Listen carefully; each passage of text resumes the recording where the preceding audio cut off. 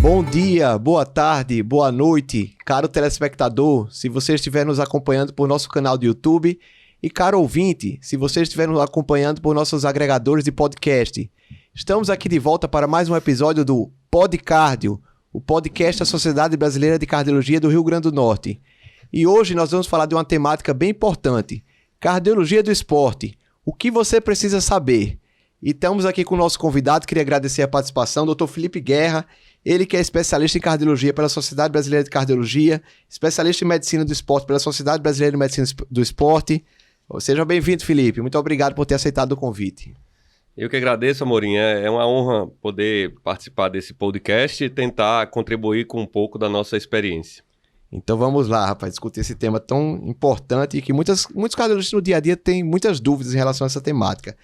Então a primeira pergunta que eu queria fazer, Felipe, a gente vê nas diretrizes, nos guidelines, que ele diferencia muito atleta, esportista, atleta amador. Então qual seria a diferença entre sedentário, esportista, atleta amador profissional e atleta master? Bom, sedentário é aquela pessoa que não tem uma quantidade de gasto calórico mínimo para benefício para a saúde. Então hoje seria em torno de 150 minutos de atividade aeróbica por semana, associado a mais 2 dias de atividade de fortalecimento muscular. Então, quem fizer abaixo disso, a gente considera como sedentário, porque não, diríamos assim, não tem um mínimo necessário para benefício cardiovascular. E em relação a esportista e atleta, é uma certa confusão. Então, atleta é aquela pessoa que, em geral, é federada, tipo assim, participa de alguma federação, vive do esporte, né? O objetivo principal é treino e competição, então esse é o atleta em geral. E no meio termo tem os esportistas, que na verdade não são atletas, porque não são federados, não vivem daquilo, mas praticam exercícios de alta intensidade, exercícios às vezes competitivos, competem com eles mesmos, né? Então a gente, quando pega um atleta profissional e um esportista desse amador, muitas vezes, esse esportista amador faz muitas vezes quase a quantidade de exercício de um atleta, então merece uma investigação bem acurada, por exemplo. E atleta master, que também é um termo muito usado, é aquele atleta acima dos 35 anos de idade. Ah, perfeito. Okay. Cada vez mais a gente vê isso, né? Pacientes mais velhos praticando atividade física. Com certeza. E falando nisso, é uma coisa muito frequente para quem faz consultório cardiológico, é chegar aquele paciente, seja jovem, seja mais velho, aquele paciente que quer iniciar uma atividade física, que quer participar, quer fazer uma pré-participação. Então, como é que a gente faz essa abordagem inicial daquele paciente que chega? Doutor, eu vim aqui, eu quero começar a atividade física. É necessário muitos exames? Eu digo isso a nível do cara que é esportista e do atleta que pode chegar também no seu consultório. Como seria essa avaliação inicial? Bom, então, partindo da premissa que seria uma pessoa sem sintomas, né? A maioria das pessoas esportistas, atletas que chegam para a gente avaliar, muitas vezes não tem sintomas. Seria um check-up esportivo pré-participação, né? Essas pessoas, quer sejam atletas amadores ou atletas profissionais, em geral, a gente tem que fazer uma anamnese dirigida, né? Anamnese mais voltada para a prática esportiva, para pesquisa de queixa, se ele tem um sintoma relacionado ao exercício, né? Ele chega dizendo que é assintomático, mas a gente tem que, diríamos assim, questionar qualquer possível sintoma, principalmente relacionado ao exercício. Então a gente faz uma anamnese, se não encontrar nada, um exame físico também, direcionado também, cardiopulmonar principalmente, aferição da pressão, pulso, ausculta cardíaca, pulmonar, etc. E a gente complementa com eletrocardiograma de repouso, que é um exame barato e uma ferramenta bastante disponível no nosso meio, né? Na consulta cardiológica em geral. Então isso seria o básico. Só para você ter uma ideia, a Sociedade Americana de Cardiologia, que é uma sociedade fortíssima, uma das mais fortes do mundo, ela não preconiza nem o eletro. Interessante. É interessante, né? Aí você diz, por que ela não preconiza o eletro? Porque o americano, apesar de ser o país mais rico do mundo, eles são muito, diríamos assim, eles muito custo-benefício de todas as medidas. Então, o que eles dizem é que se o eletro for mal interpretado por alguém que não tem a expertise de avaliar um eletro de um atleta, que tem algumas particularidades, a gente vai até falar depois, isso aí pode gerar exames desnecessários. Entendi. E como num paciente assintomático jovem, eu estou falando jovem, abaixo dos 35 anos, né? um assintomático jovem, a chance dele ter algum problema que possa passar batido é muito pequena, então eles não fazem nem eletro. Mas a nossa sociedade, a sociedade brasileira, assim como a sociedade europeia e a maioria das sociedades, preconizam pelo menos o eletro. Então, o básico seria, paciente assintomático, história, exame físico e eletro. Isso para todo mundo que quer iniciar a atividade física.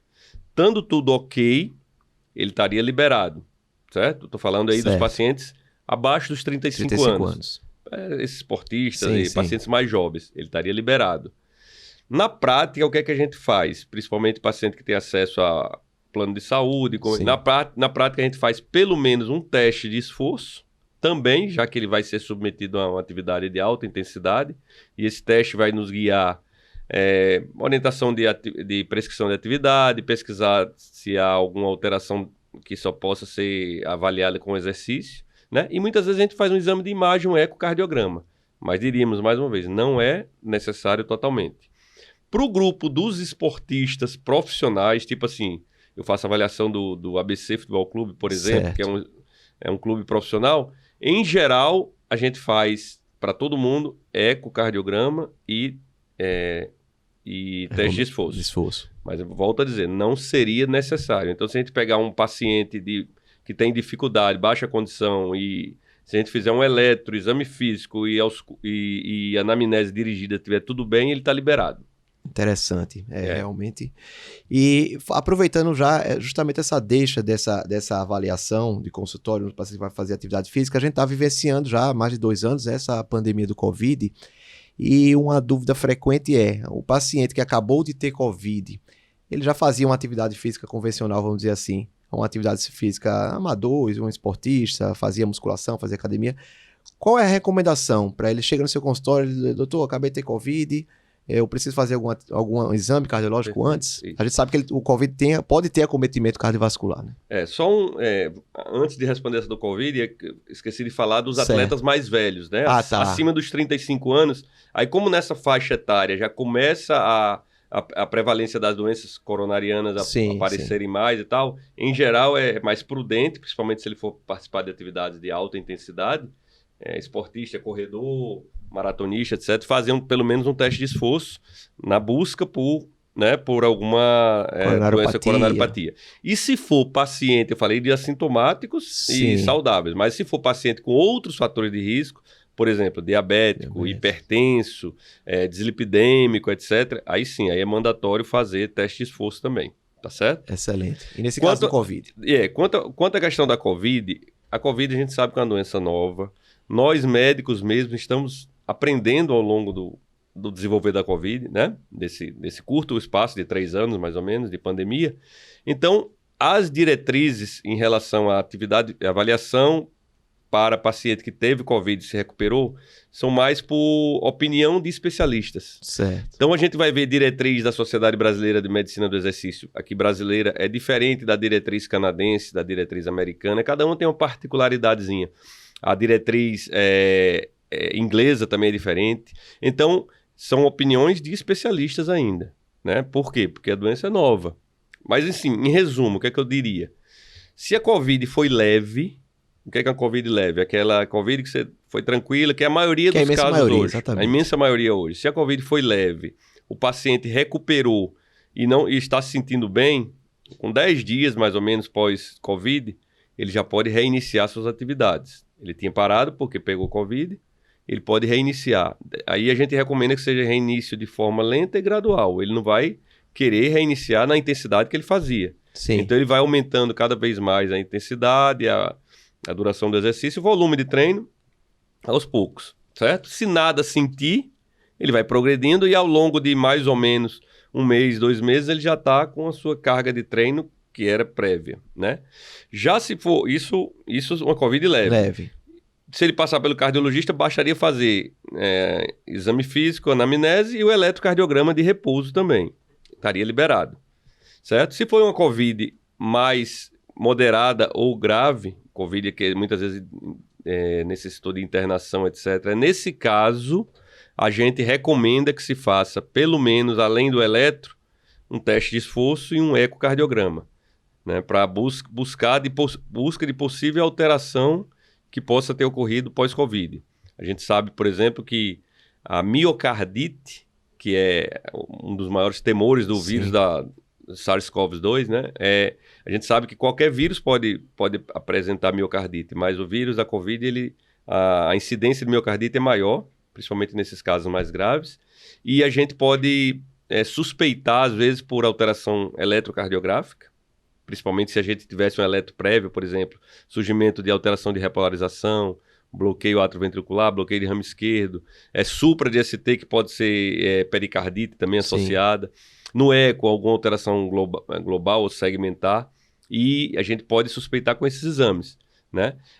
Outras coisas assim que chamam atenção: paciente atleta, esportista, ele conhece muito o seu nível de condicionamento, então queda de rendimento inexplicada pós-Covid, fadiga excessiva, tontura, palpitação, tudo isso chama atenção para um possível acometimento cardíaco. Aí, nesse caso, você faz eletro, eco. Se gerar suspeita, você tem que acrescentar troponina, que é um marcador que também a gente pode acompanhar, troponina, marcadores inflamatórios.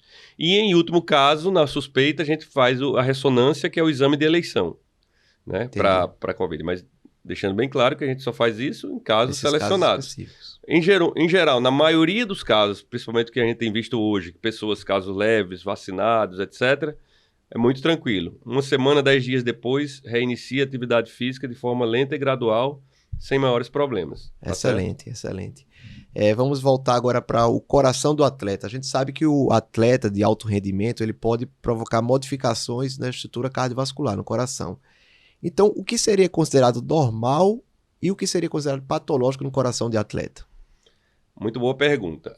O atleta ele é um indivíduo diferente. Ele treina, diríamos assim, muito mais do que o mínimo necessário para a saúde. Então, ele, às vezes, em muitos casos, extrapola, né? É o que o pessoal tem medo de fazer exercício demais, se pode trazer algum malefício.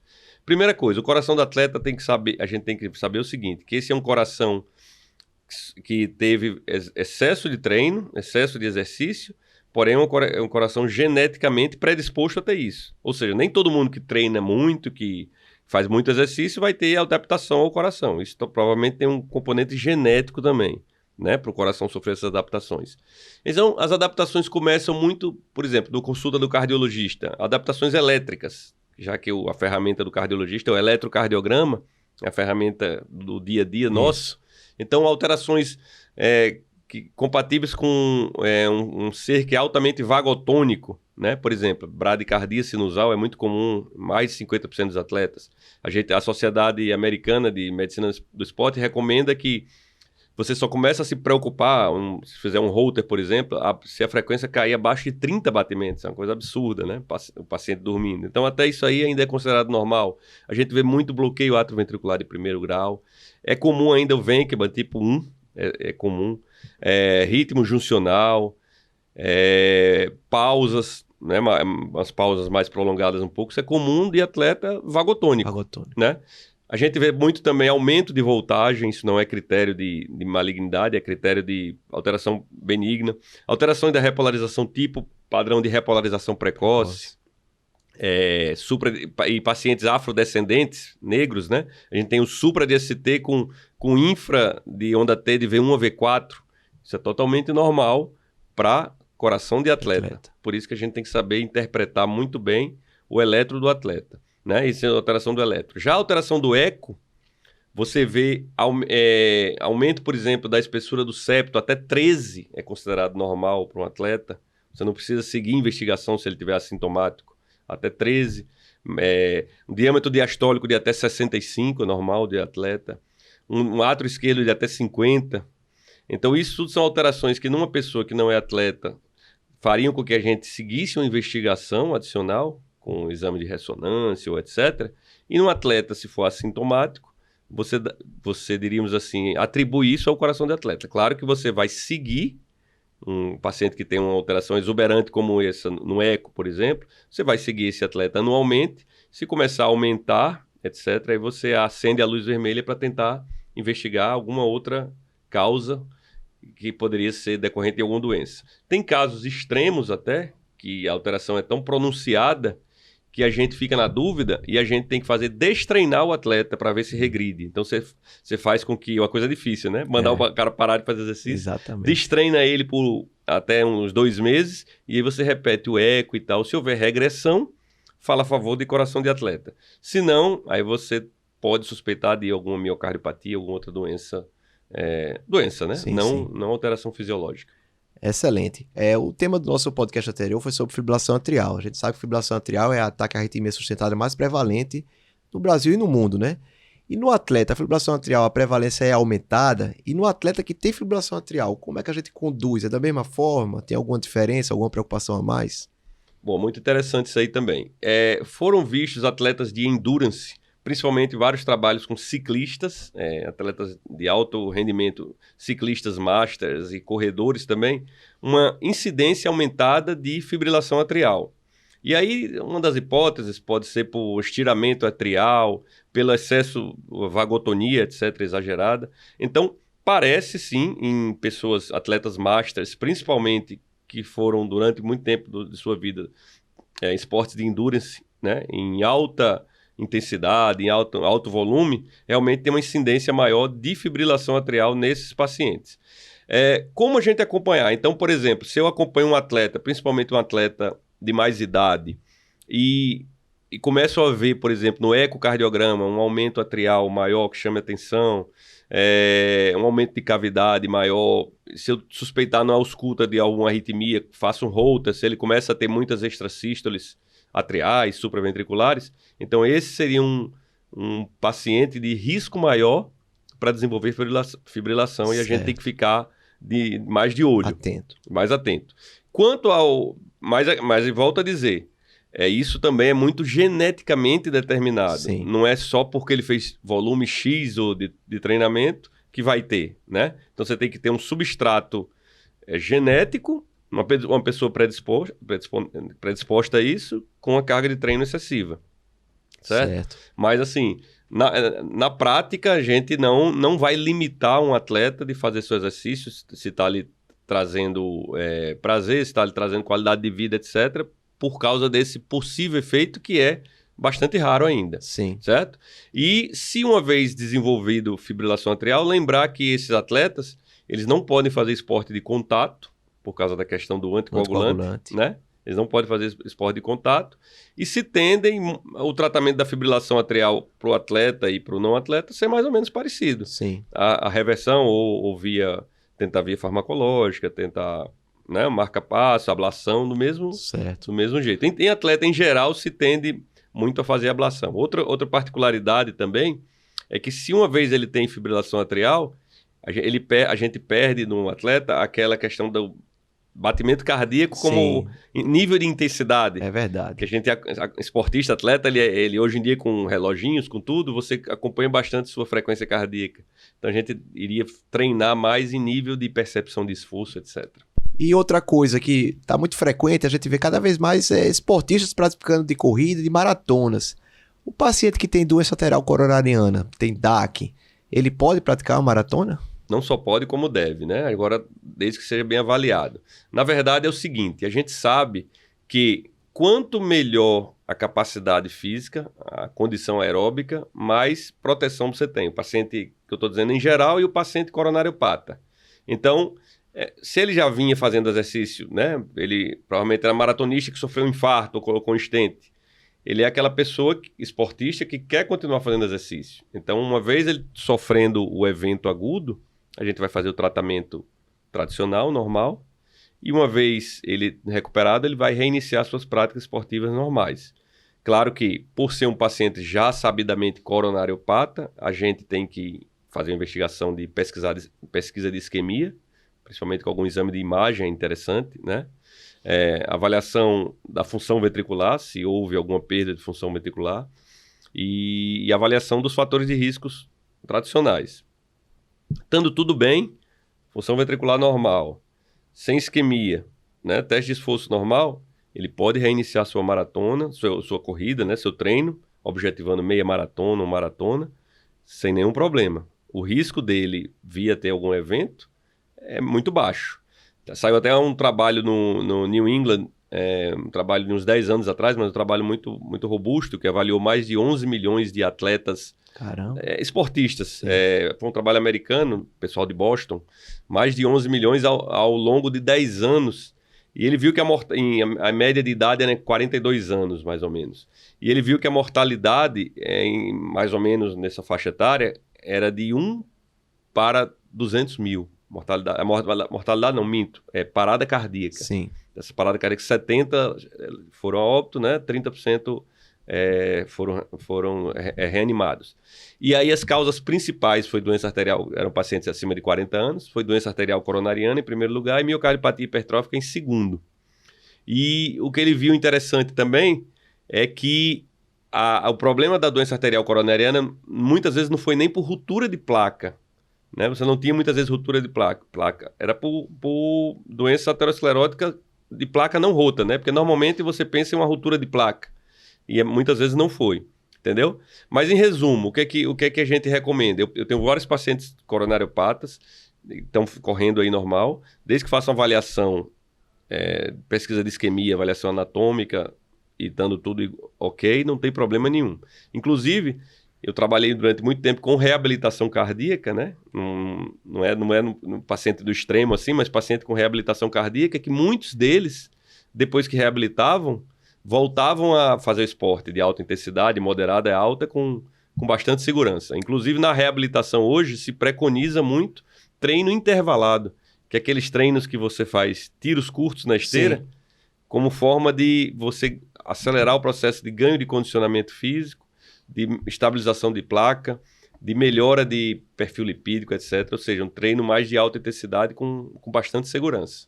Então, lembrar que todo paciente que sofreu um evento, a partir daí ele vai estar sendo tratado com as medicações habituais, né? Tratado a anatomia do problema. Então não tem porquê não, se ele não tiver isquemia, se tiver função ventricular normal, não tem porquê deixar ele proibir de fazer maratona, por exemplo. Excelente. Uma coisa que é muito traumática, Felipe, no esporte é morte súbita. E aí, morte súbita é uma fatalidade ou podemos preveni-la? Tudo que ocorre de forma rara, morte súbita é muito rara, diríamos assim, é difícil você dar o diagnóstico para prevenir, né? Porque é muito raro. Mas assim, o que é que acontece? Você pensa bem, um atleta é o cara que é um ser que tem saúde plena, todo mundo acha. Aí você vê aquela pessoa morrendo, causa realmente muita comoção na mídia, né? Nos meios todos. Então realmente é um negócio muito trágico. Mas eu diria que pode ser evitado se fizer uma avaliação bem feita.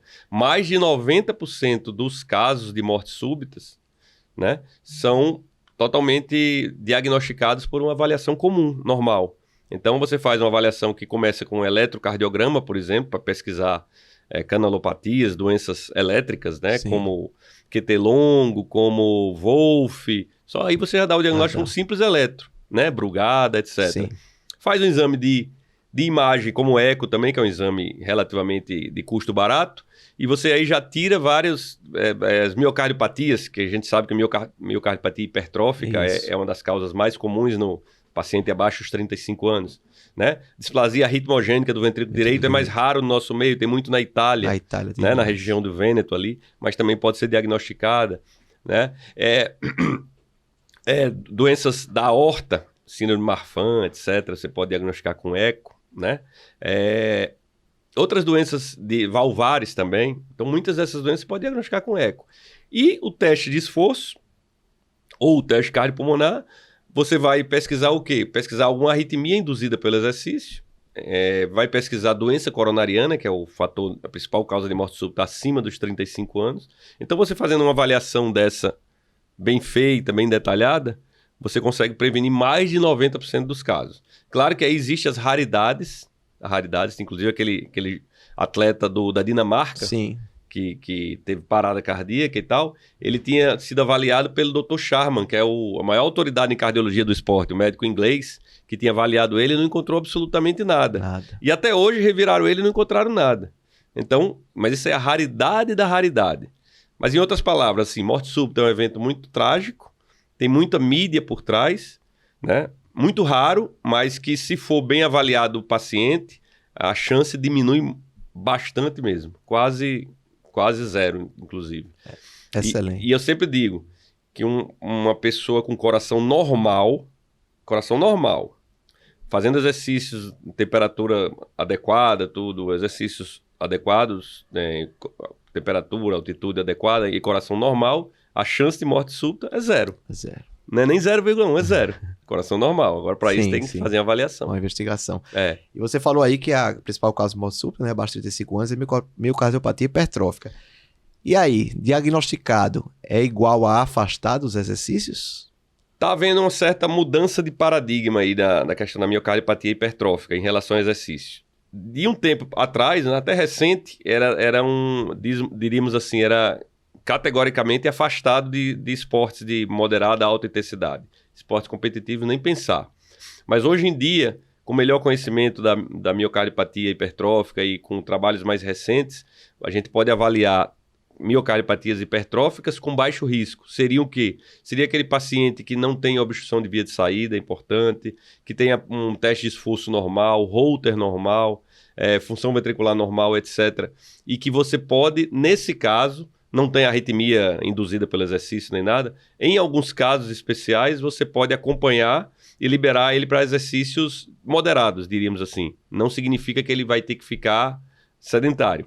Isso é uma boa notícia. E a gente está entendendo mais as doenças, né? As medicações também estão melhores. Então, diríamos que hoje em dia já não é 100% afastamento. Ótimo. Então era isso, Felipe, que eu queria abordar para você esses principais temas. Lógico que tem muito assunto aqui para ser discutido, mas a gente pode ver uma possibilidade de um segundo podcast, né, sobre esse tema. Queria agradecer mais uma vez uma pessoa do seu gabarito estar aqui discutindo esse tema tão importante. Então só tem a Sociedade Brasileira de Cardiologia nesse nosso podcast, só tenho a agradecer a sua presença aqui. Tá bom, eu que agradeço também. E como mensagem final, diríamos que a gente tem que valorizar mais o exercício como uma forma terapêutica, né? Então, a gente, às vezes, como cardiologista, enche o paciente de remédios, e muitas vezes nem sequer toca no quesito exercício. Então, o que eu queria propor é que a gente começasse a nossa receita médica com item 1, exercício físico, né? Claro, avaliando e indicando para profissionais adequados. Item 2, dieta. E os itens 3 em diante, os remédios, né? A gente passa muito tempo prescrevendo remédio, explicando, e não explica o exercício. Está na hora da gente virar isso aí. É verdade, muito obrigado. Então, queria agradecer a você, caro telespectador, caro ouvinte. Só lembrando que o podcast está disponível no canal do YouTube e também nos principais agregadores de podcast. Então, aguardo você na próxima edição. Obrigado.